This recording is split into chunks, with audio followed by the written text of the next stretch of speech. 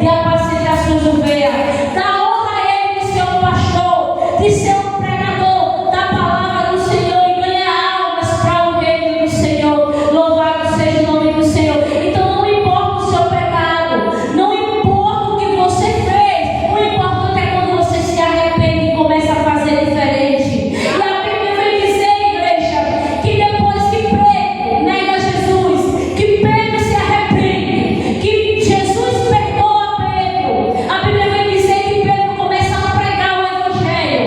Pedro se torna um dos maiores pregadores, um dos maiores pastores da época. E a Bíblia vem dizer que quando Pedro pregava, aonde Pedro passava, a sua sombra curava, porque Pedro se converteu verdadeiramente, porque Pedro se arrependeu verdadeiramente. Louvado seja o nome do Senhor.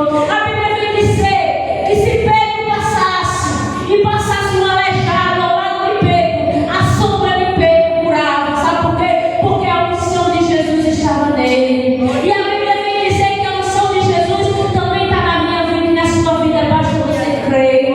Porque a Bíblia vem dizer lá no livro de Mateus que tudo que pedis em teu nome Ele vos concede. Louvado seja o nome do Senhor. E Ele nos deu autoridade para fazer coisas maiores do que o que Ele fez. Louvado seja o nome do Senhor. E a Bíblia vem nos dizer, igreja, que somente em uma pregação que Pedro pregou, foi mais de 3.000 almas que se converteu para a honra e a glória do Senhor.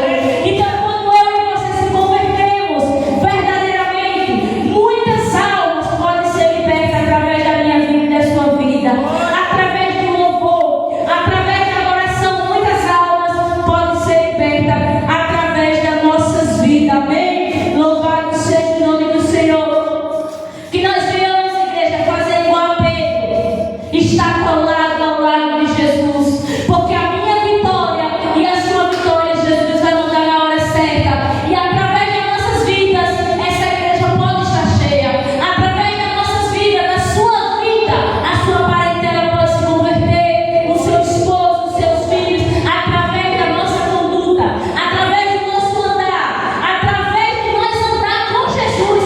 Porque, igreja, quem anda com Jesus é diferente. Quem anda com Jesus, irmão, ele é diferente. Louvado seja o nome do Senhor. Porque quando você serve a Jesus, você faz diferente, você fala diferente. Louvado seja o nome do Senhor. Porque o Espírito Santo de Deus está dentro de você. Glória a Deus.